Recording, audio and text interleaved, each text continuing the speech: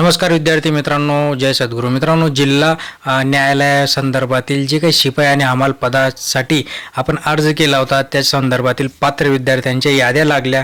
आता याद्यांनंतर पुढचं काय असणार आहे या संदर्भातील एक अपडेट आलेला आहे. तुम्हीही बघितला असेल, बट ज्यांनी बघितला नाही त्यांच्यासाठी खास व्हिडिओ की मनातले जे काही डाऊट्स आहेत ते डाऊट्स आपण या व्हिडिओच्या माध्यमातून क्लिअर करण्याचा प्रयत्न करू. बघा, त्यांच्या वेबसाईटवर जिल्हा न्यायालयाचं जे काही आपल्याला परिपत्रक आले, एक सूचना आली, त्या सूचनामध्ये आपल्याला त्यांनी सांगितले की दिनांक 1 ते 5 म्हणजे 1 तारखेपासून 5 तारखेपर्यंत सुट्टीचा दिवस वगळता तिकडे आपल्याला भेट द्यायची जे विद्यार्थ्यांचं नाव पात्र यादीमध्ये आलेलं आहे.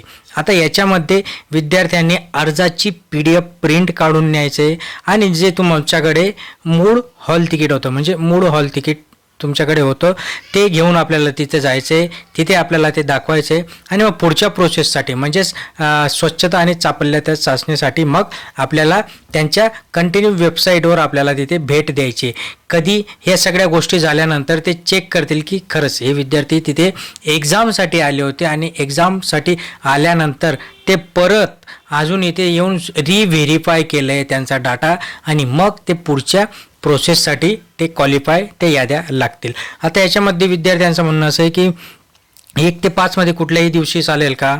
नक्कीच चालेल. 1 ते 5 मध्ये सुट्टीचा दिवस वगळता आपल्याला कुठल्याही दिवशी आणि त्यांच्या ऑफिसचा टायमिंगमध्ये आपल्याला तिथे पोचायचं आहे. दुसरी गोष्ट म्हणजे बहुतेक विद्यार्थ्यांचं असं म्हणणं आहे की TCSने आमचे जे काही हॉल तिकीट होते ते जमा केले. ओके, जमा केले, त्याला ऑप्शन नाही आहे, त्याला पर्याय नाही.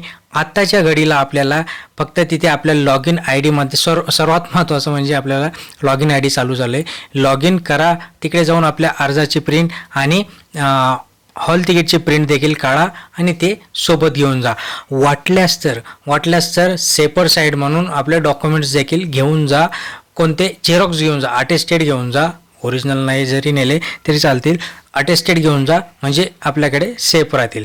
आणि सगळ्या गोष्टी व्यवस्थित घेऊन जा. याच्यातनं आता पुढची जी प्रोसेस असणार आहे ती स्वच्छता चापल्यता चाचणीसाठी एक यादी लावण्यात येईल, म्हणजे एक वेळापत्रक लावण्यात येईल आणि त्याच्यानुसार पुढची प्रोसेस आणि मग आपलं फायनल काम होणार आहे.